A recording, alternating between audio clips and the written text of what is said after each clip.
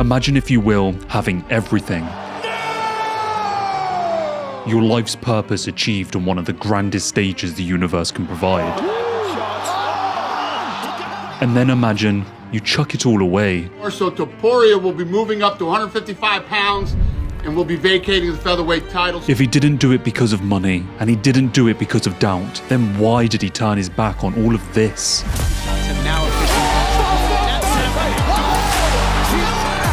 That's why I say he's the new high watermark. There's people that are thinking maybe he's the best pound-for-pound fighter alive.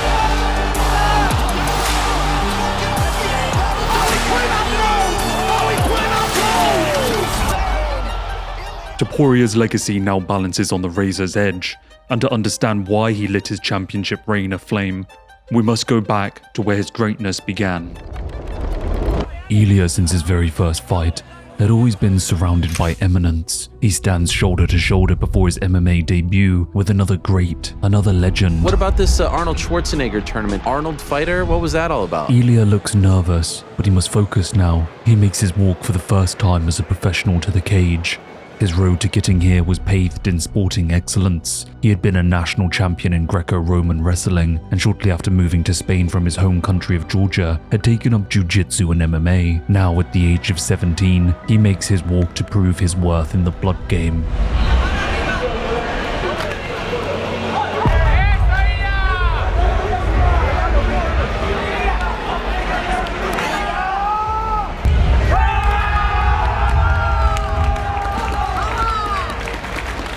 I always say, like, Arnold is watching the MMA because of me. Wow. Because I had a really great performance. I did a suplex. And with the first taste of victory, Illia knew that a life of violence is what he was destined for. He would continue his dominant rise in the sport.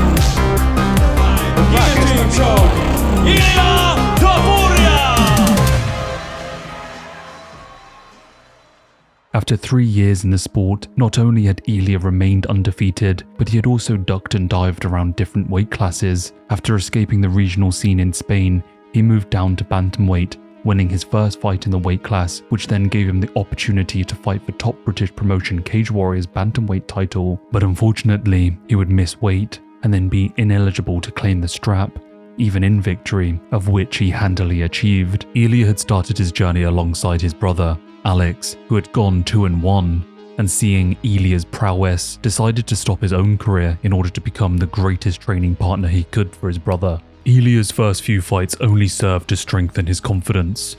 He knew he was destined for so much more. ¿Te piensas el mejor de España ahora mismo, libra por libra? Por supuesto que soy el mejor. ¿De Europa? Aunque dentro de mí yo pienso, ahora mismo no lo he demostrado, como por ejemplo en España yo pienso que lo he demostrado. Creo que voy a estar al final de 2018 en la UFC.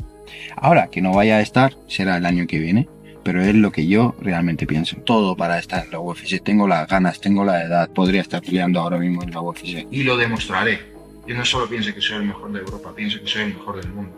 Solo necesito un poco más de tiempo para demostrarlo. This year would also see Illia become the first Georgian black belt in Brazilian Jiu-Jitsu. Illia, at such a young age, was already a pioneer, and the future looked extremely bright. His success on such a great platform in Cage Warriors would see him signed to Middle Eastern standout organization Brave FC, a fantastic company which serves as a crucible for future UFC legends to make their name. Illia would not disappoint. 2 victories, 2 devastating finishes.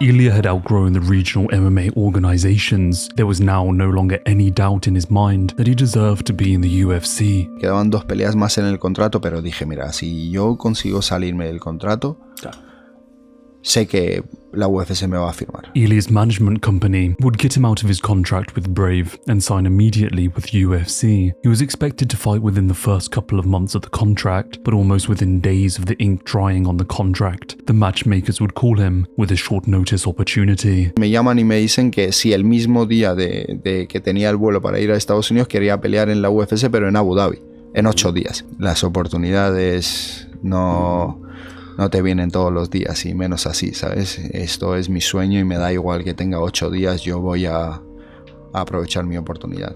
Y ahí empezó toda la historia. A bout between Yusuf Zalal and Zhong Woo Choi was expected to take place on October the 11th at Fight Night Moraes vs Sandhagen, but Woo Choi was pulled from the card, leaving a spot empty on 8 days' notice. This was what was offered to Ilia. At the time, Zalal was riding a 3-fight win streak in the UFC and was a well-respected prospect on the regional scene, and then had gone on to prove his worth in the premier organization. There was no doubt that this was an extremely difficult fight to take on such short notice for Ilia, but he just saw it as an opportunity to make a statement for his debut.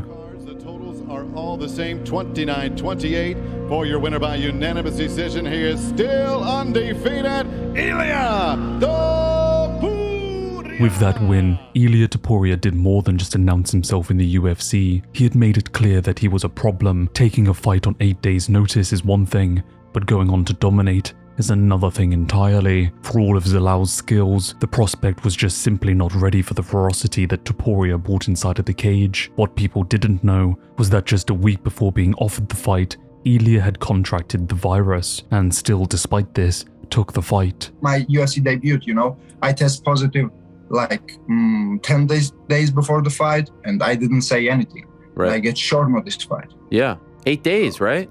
That's not an excuse. There was no doubt in my mind that C19 would have destroyed his cardio and affected any training that he could possibly have squeezed in before stepping in against Zalal. It just spoke to the extreme self-belief that Topuria had in himself. El Matador had proven his worth in his debut, and well, this was just the beginning. Just 2 months later, Ilia would return to the octagon to face 2-time UFC vet Damon Jackson for a bout to take place on December 5th. Jackson was the former LFA featherweight champion and held a record of 17-3. He was a viable threat with a wicked ground game, owning many finishes via submission. It was now just an opportunity for Ilia to show what he was capable of with an actual full camp. Which is good to see. He knows he wants to be able to come over here and be a star. I mean, he's just unloading on Damon Jackson right now with all combinations. Those body shots have now officially now set up the headshot. It's all over. Halfway through the first, Ilia would land a devastating uppercut, and as Jackson stumbled back, Ilia sensed blood in the water. It closed the distance, hammering Jackson with a relentless combination. Jackson waned, unable to recover, and then Ilia uncorked a fight-ending right hook that sent Jackson peacefully into the Shadow Realm. The way that he had dispatched Jackson with such violence had put fans on notice. They may call him El Matador, but to me, this fight made him out to be the bull. Full Camp Topuria was terrifying to say the least, and good luck to the next man who had the pleasure to stand across from him in the octagon. 7 months later, Topuria would be announced to be taking on TUF 22 winner Ryan Hall, riding his undefeated UFC streak, an impressive 8-1 record. Ryan was more well known for his jiu-jitsu prowess though, a wizard on the mat. Ryan Hall was a submission artist to the highest order, crazy, unpredictable, and often utilizing unseen techniques that had left many top fighters puzzled in the middle of fights. But his game plan was no secret. In honor of Dark Souls, Hall would come out of the gate, Imanari rolling toward his opponents with the hope of tangling them up and then submitting them from there. Hall had actually achieved viral success previous to his time in MMA when in 2011 he was captured in a very high-viewed video of him subduing a larger and aggressive man in a pizzeria, hailed by jiu-jitsu fanatics worldwide as a great use case. Ryan's deep knowledge of jiu-jitsu and his penchant for pulling off submissions from seemingly impossible positions had earned him a reputation as a puzzle, but Topuria was there not to solve it, but instead destroy it. Ryan Hall versus Illia Topuria takes place this weekend on the prelims of UFC 264, Poirier versus McGregor 3, and I can't wait for this featherweight bout. Two streaking contenders, not quite ranked yet in the featherweight division. Ryan Hall was ranked, but because of his inactivity, he's now fallen out of those rankings. So the winner of this one, in my opinion, is definitely going to be ranked in the featherweight division, and I think the winner of this one is going to be a real problem for the rest of the featherweight division as well. Of course, I'm gonna try to be in stand up all the time, but I have no problems to go with him into ground, because if you see him, he has 4 fights inside the UFC, and he has just one submission against a BJ Penn who wasn't the same guy. Excited. I think Ilya is a great opponent. He's very tough. You know, he brings a lot of skills to the table. And Topuria, I looked up who he was. I'd seen him fight prior. He's a very tough guy. I came here to fight the best. He represents a great challenge and a great opponent, and that's why I signed up immediately. I don't turn down fights. If you're good, if you're tough, I don't care who you are. I will fight you. Like, look at this. Like, he just falls down. Oh, there it is. Nice hammer. Oh, big hammer fist by Topuria. There it is. Shot. Declaring the winner.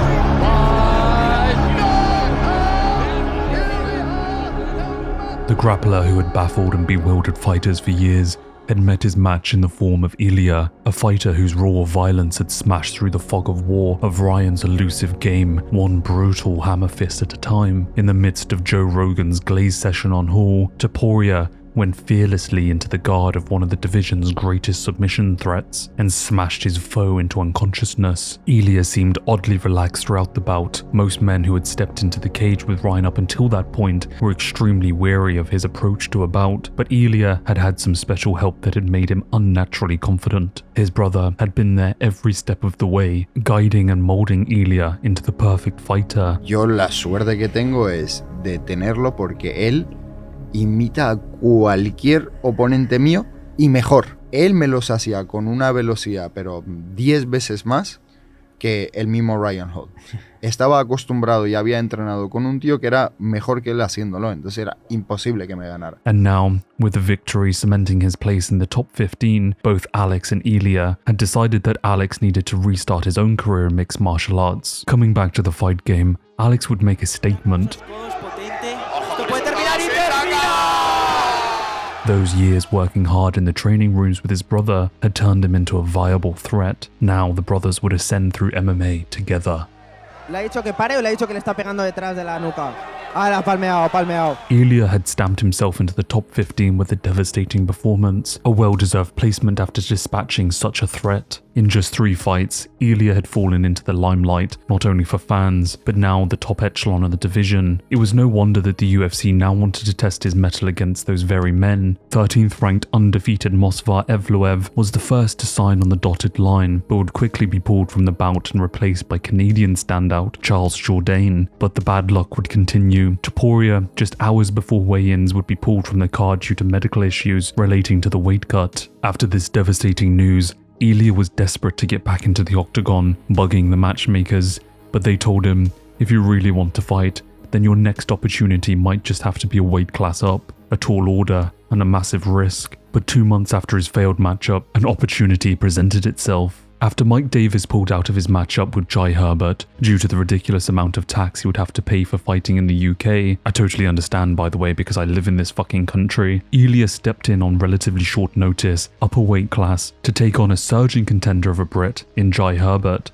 A tall, rangy sniper of a fighter who had previously been the lightweight Cage Warriors world champion. Ilia was desperate to get in the cage again and perform, and if this was all that was on the table, then so be it. I think the only thing that he wasn't expecting was to be getting into 2 fights that week. Fuck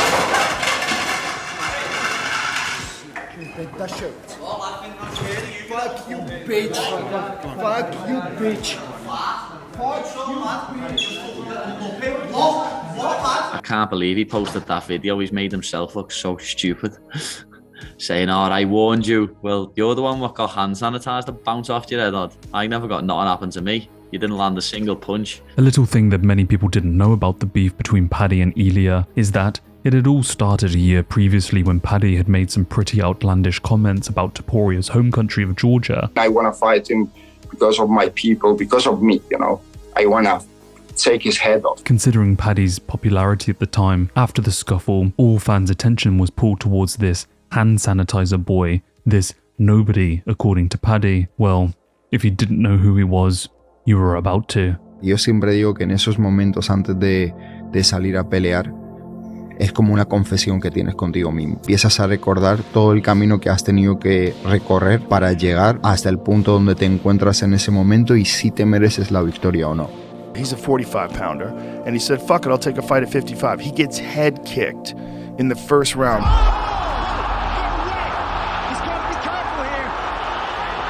You're like, he's in real trouble. He got dropped. And he scrambled, got a hold of him. Siempre, cada vez que llego en mis combates, es como que hice lo necesario para merecerme la victoria.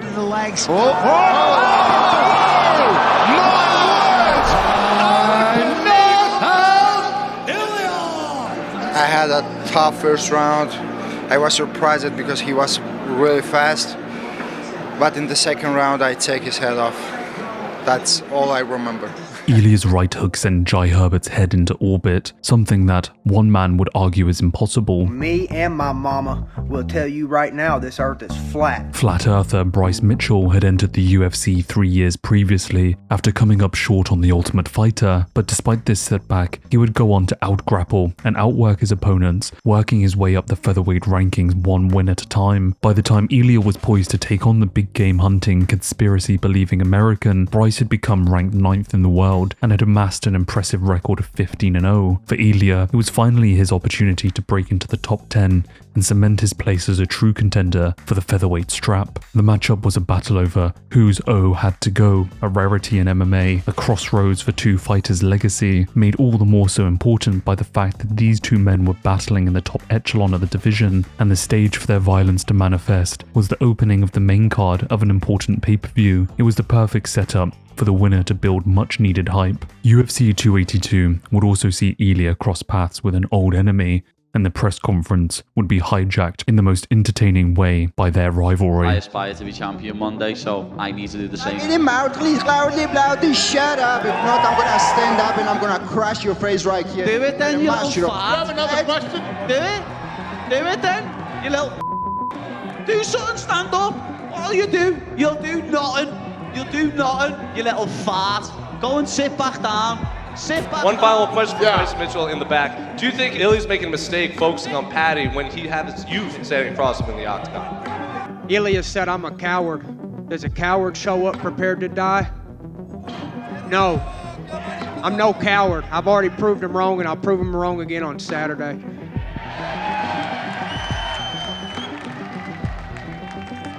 It was time to fasten your seatbelts, or not, because this fight would unshackle a man from his O, leaving the other to continue his undefeated legacy. This is a really, really good matchup, a very, very competitive matchup as well, and I'm leaning towards Illia Topuria, but that doesn't mean I don't believe Bryce Mitchell has a chance, because this one is like you're leaning one way or the other.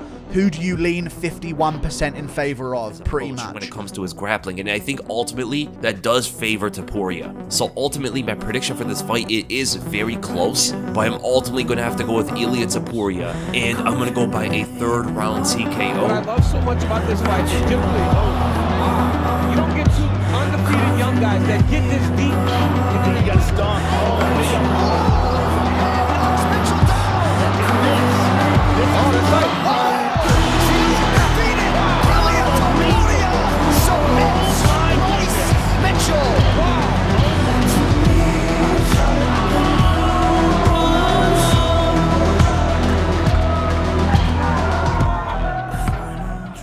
As both fighters crossed the threshold of the chain-linked fence, they did so with the full knowledge that one of them would return with the first taste of defeat in their mouth. The first exchange was a blistering 3-piece combo from Topuria, and it set the mood for the entire fight. Ilia's power and speed and unrelenting forward pressure was just too much for Bryce to contend with. Every second that the clock ticked downward, his confidence would wane further. Wide-eyed and outclassed, Mitchell was ragdolled down to flat earth. There, the grappling specialist would be choked out, and with it, his undefeated record would be etched out of existence. Ilia's ascent continued, unobstructed, all the way into the top 10. El Matador's dominant win had also managed to eclipse Paddy's shine. He says he's a sorcerer, they don't get knocked out. The Scouser had won a controversial decision, and his denial of the lacking performance had turned fans against him. Probably the best I've ever looked in the UFC. Their feud would erode with time. The spotlight was now positioned firmly on what was truly possible for the Georgian, now ranked inside of the top 10 and gaining momentum in fan favour. All he realistically needed was a top-ranked opponent and a flawless performance, and one man fit the bill. For the first time in years, Josh Emmett,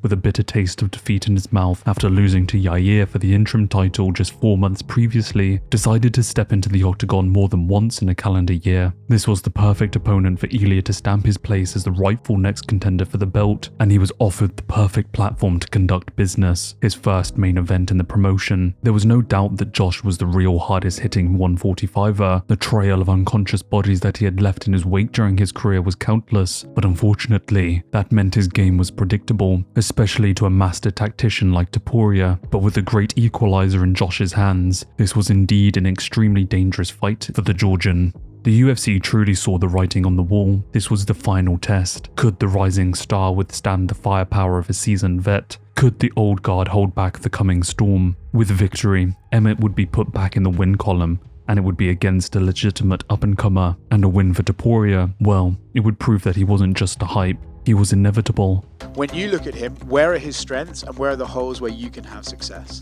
He's tough. That's why he's here. You know, he's in this position for a reason. He's really well-rounded, but you never know. It's like everyone's always the next champion, the next contender, the next big thing. This is going to be a tough test for him. Just have to be worried about his hooks, nothing else. I couldn't care less about his wrestling or beating or ground game, even his boxing. So he had to be worried about my boxing, my wrestling, my grappling, about everything. So you're an undefeated fighter. Is there any pressure on you? I didn't feel any pressure for that. Anything. I don't feel anything. It's like a normal fight, you know, for me.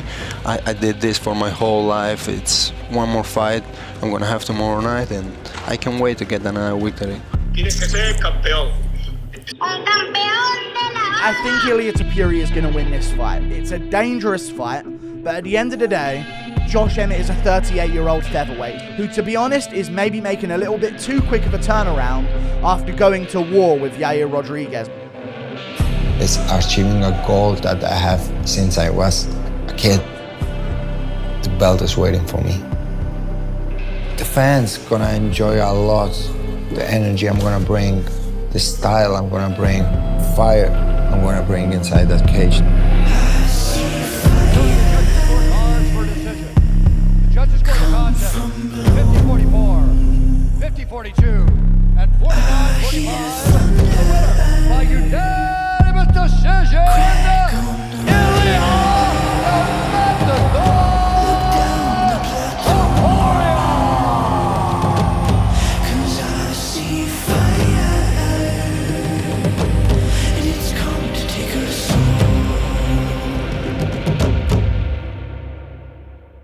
The scorecard was the most dominant I think I'd ever seen. 50-42 is as severe as a beatdown as they come. The fourth round was scored by one judge as a 10-7, unimaginable rarity in MMA, but Ilia's masterful, relentless, and crushing performance, combined with Josh's truly impressive heart, made a fight of the night to be remembered for a lifetime for MMA fans. Josh's face had been mauled, streams of scarlet gushed from the slices and cuts, the blood's path to dripping to the canvas, obstructed by bruises and welts. He had truly been outclassed by a man who walked away from the fight looking as fresh as he did entering the cage that night. 5 rounds they had fought, and now Ilia was every bit the more terrifying. He could knock you out, he could submit you, and now his cardio was without question. Even if you didn't succumb to his barrage, he wouldn't slow down. In fact, he would only grow more precise and more deadly as the rounds progressed. I was faster than him, more powerful, everything. I was better than him tonight. That's why I beat him pretty easy. Alex Volkanovski is obviously considered one of the best in the world. What do you do differently that means Alex will lose his fight to you? There is nothing in this life that can break my mentality. I show it tonight, that no one can match my level of skill inside the cage. I know that I can finish anyone in this division. He was, without a shadow of a doubt, the next in line. He had put on a masterpiece. Ilia called his shot on the microphone. He placed a rose in the center of the octagon, and the curtains closed to red. The statement was made, and now there was only one more. On October 9th, a bout between Illia and Alexander Volkanovski was confirmed to take place in January of 2024, but just as quickly as it was put together, it would fall apart. A week before the announcement, Volk would be called to step up on just 10 days' notice to face Islam Makhachev for the lightweight throne once more, a call to action that more than likely should have been avoided. Whilst everyone wanted short notice Volk to be the new mythical fighter, it was sadly destined to fail. Weaponized pace and cardio without a training camp, it would be Volkanovski, but that does figure to be a tough proposition.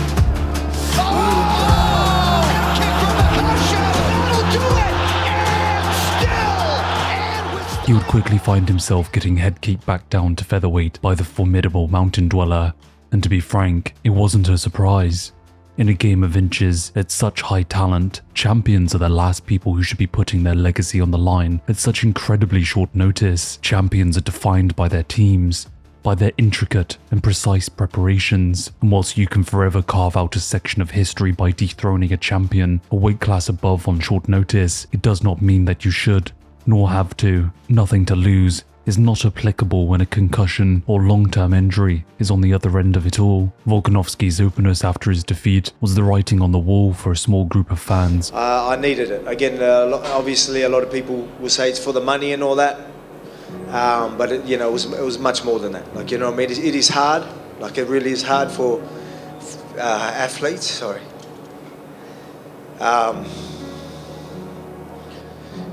I never thought I'd struggle with it, but I mean, like, for some reason, when I wasn't fighting or in camp, sorry. Let's talk about what's next. I talk to the UFC and say, keep me busy. It's just, I say that because, again, I'm in my prime. I need a fight. A lot of people go, he needs a break, I don't need a break. Alexander's need and desire and desperation to be back in the cage as soon as possible was overzealous at best, and at worst, a miscalculated mistake. After a brutal knockout, there is no question that the head needs rest, but regardless, the UFC and Volk would only push back his fight with Topuria 1 month to February rather than January of 2024, giving him essentially 3 months to recover from the concussion. This was especially dangerous considering the man that he would be standing across from, brash and hungry foe with something to prove, and the yearning to take everything away from Volk. Trust me, I worked so hard for this one. I put my soul in this training camp. I worked and I don't plan to give an inch in that fight. Despite Ilia having everything fans could dream of, from highlight knockouts and impressive performances, he still had his back against the wall going into the fight. Volk was the fan's sweetheart, and no opponent could derail that. The way that Ilia carried himself and talked all fight week long was met with resistance at every point by fans. People, for whatever reason, wanted to see Ilia lose. The long-reigning, charismatic, and consummate martial artist Volk had the entire sport behind him, and Ilia not only had to beat him, but turn the crowd to his favor. So the question was, could he do it? You already know what's gonna happen. You just came ready for the retirement. I'm gonna take your head off. I'm gonna show you levels. I'm gonna walk the floor with you. I'm gonna show you I'm the guy that's been on top of this division for so long. He doesn't stand a chance. I'm gonna take a couple of pictures. Yeah, take pictures now because you won't have it after. He took advantage of taking a photo with the belt and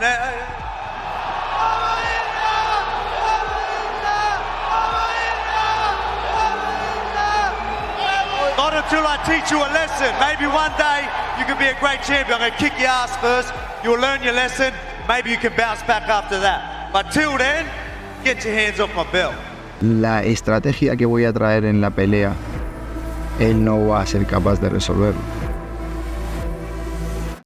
Whenever you have a champion as dominant as Alexander Volkanovski, what you hope for is a challenger that's so imposing and so destructive that it makes you wonder whether or not he's going to be able to withstand this storm. That is Illia Topuria. That's a nice combination. And good movement as well. He's not standing right in front of him. He's moving off the center line, cutting angles. He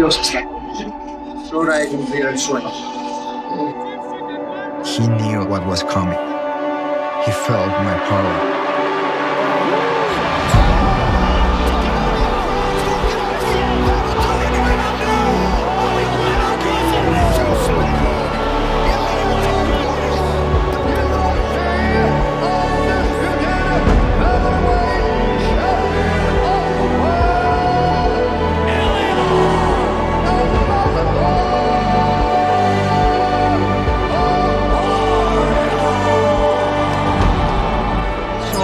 Joe, I feel so happy right now.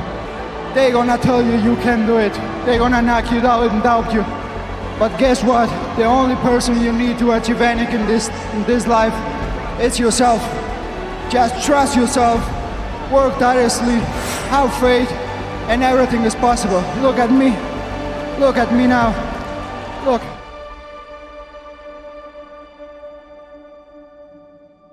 Ilia would knock out Alexander the Great within 2 rounds, as he had predicted. He called his shot, and he landed it. It was another somber moment for MMA fans. Suspicions realized. Volk had returned to the cutthroat game too quickly, not giving his chin a chance to heal and recover. The knockout would continue a curse that has plagued the UFC since records began, those in title fights, 35 years and older, almost destined to lose. Old man Volk had rather ironically materialized his own joke into reality. The darker truth.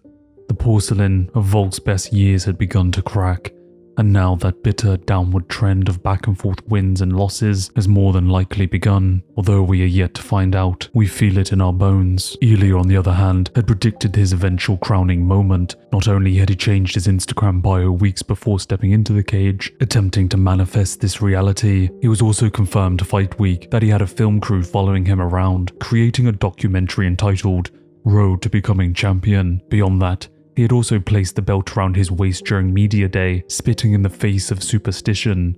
As far as Ilia was concerned, the fight was a mere formality. He had already won many months ago, and for what most mistook as arrogance, a thing that had soured many fans for whatever reason, wasn't.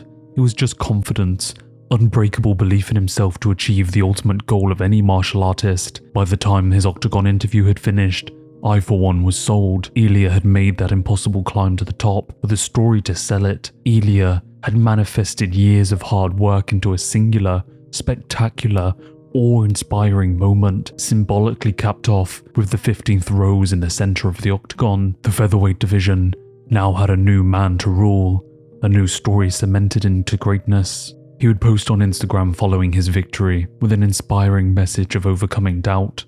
Many will say you can't do it. They will knock you down and doubt you. But remember, the only one you need to achieve anything is yourself.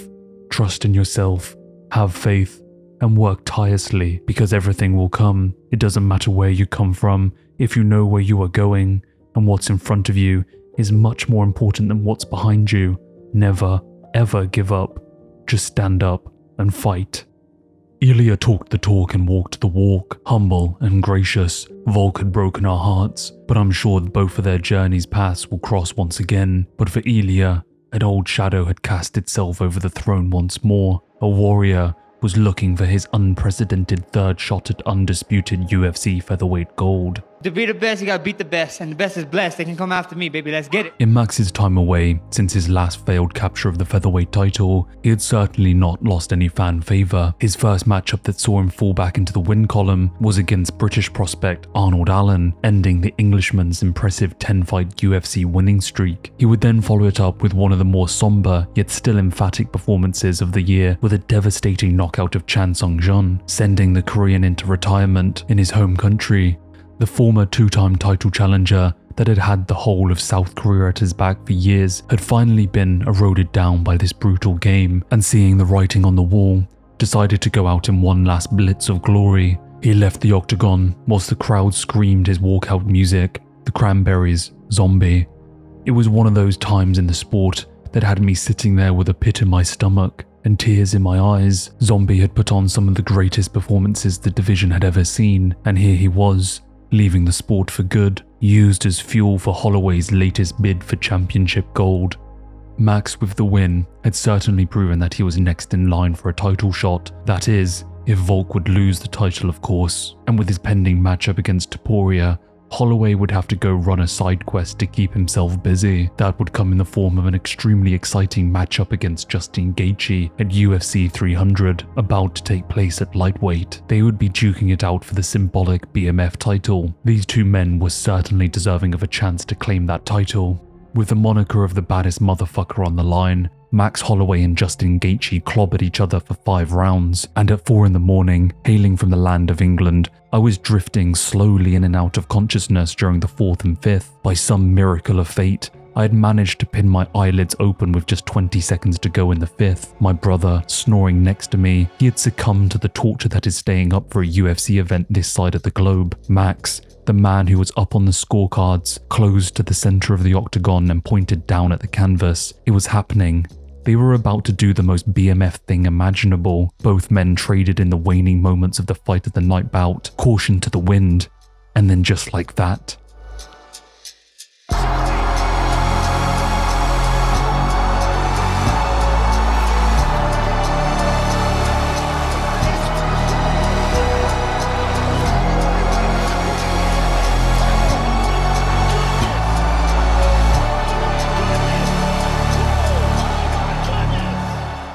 the greatest moment in all my years of watching this sport had unfolded before my very eyes. A photo captured the moment, a photo that encapsulated everything that this sport stands for: the thrill and the agony, the winner and the loser, the expulsion of emotion as the realization that victory has finally been achieved after weeks and months of preparation, careful game planning and visualization, the understanding that perhaps this very moment will be remembered with reverence for years, and it was wrought onto the face of Holloway. It was, and is still, perhaps the greatest photo I'd ever seen. Ilia was in the crowd at that moment, and he looked as bewildered and terrified as all of us. He knew at that moment he was going to be taking on this savage. Fate was sealed.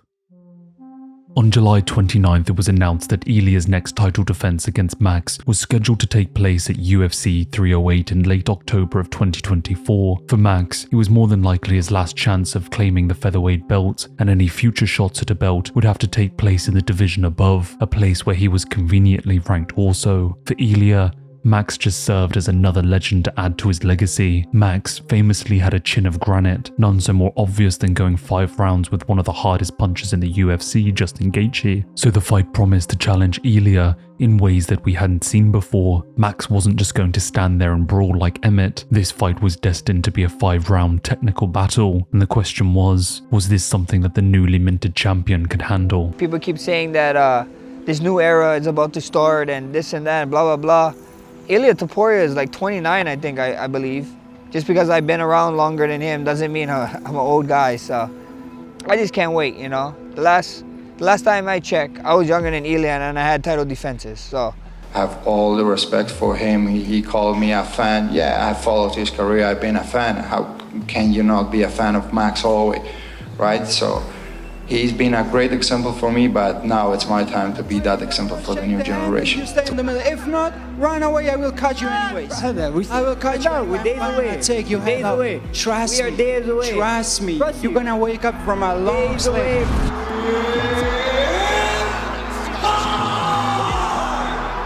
He grabbed him again. Leave him alone now. He's dropped him bad. Holloway's out. No.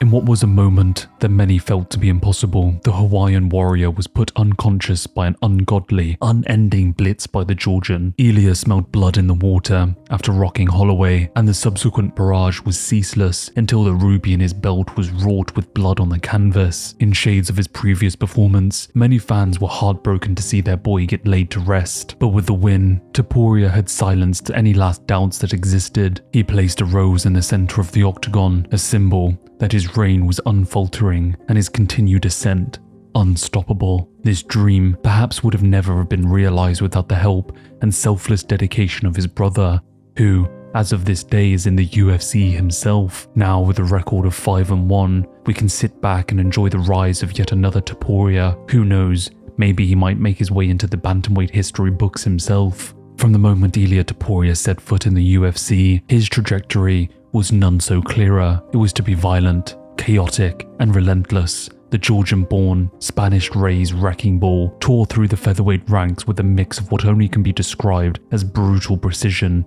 and an unshakable self-agency. Reality has done little to challenge that belief. His early fights were the foundations of which he built his contention to the belt. Yusuf Zalal, Damon Jackson, Ryan Hall, Jai Herbert, each of them presented different threats, unique puzzles, and each of them were razed to ash and dust. A rose lays with them now. Then came those ranked in the top echelon of the division, the true tests. Bryce wilted under the pressure, Josh swang at a spectre who simply was not there, and just like that, a rose was laid with them also. Volk and Holloway, the true, irreproachable manifestations of what it means to not only be a champion of the sport, but to be a champion of the people also. Their skills, unrivaled, their era-defining domination, undeniable.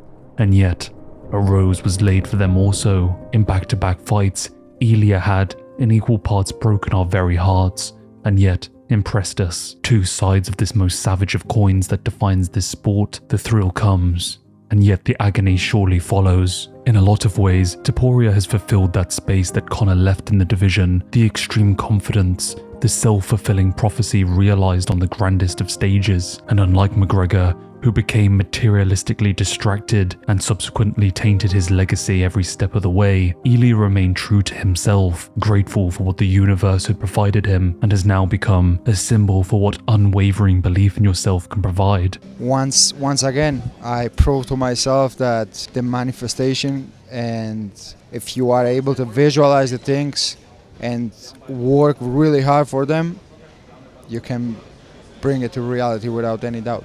And now, in a twist that no one saw coming, Ilia continues the symmetry with McGregor by leaving the featherweight division behind. On February 20th, 2025, Dana White took to Instagram Live to begrudgingly announce, amongst a slew of exciting matchups, that Ilia had vacated the featherweight title in pursuit of becoming a double champion in a heavier division. According to the UFC president, Ilia wants to leave the weight cuts in the past and feels that he has the ability to dismantle the current pound-for-pound fighter in the world, Islam Makhachev. Ilia's only statement since the news is simply, "Not like us." I think it takes a lot of courage and self-belief to willingly sacrifice the thing that not only legitimizes you as an athlete, but brings in that paycheck. Ilia dropped the title regardless.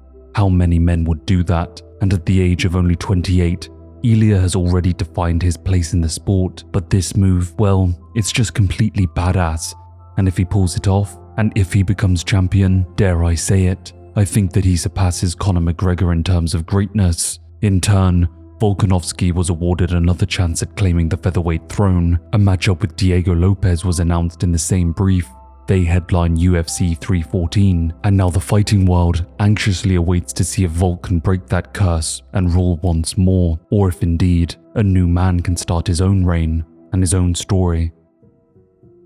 There are those who fight with skill, there are those who fight with heart, and then there are those who fight with something greater altogether. It is a force that cannot be measured, it cannot be trained, and it cannot be broken. A belief so strong that the world itself bends to its will. Before he had a belt, before the world knew his name, he carried the weight of an impossible dream, one not lightly dreamt. And what is faith, if not the ability to see the unseen?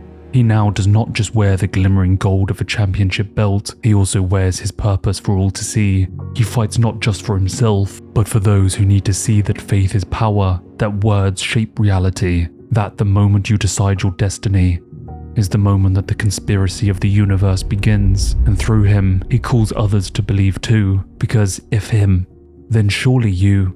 He now shouts forth into the void, beckoning new challengers to heed his call to violence, and that bellow is carried by the echoes of the 4 kings who fell before him. El Matador's fire burns bright now. One day too, it will fade, but not before birthing a spark for another.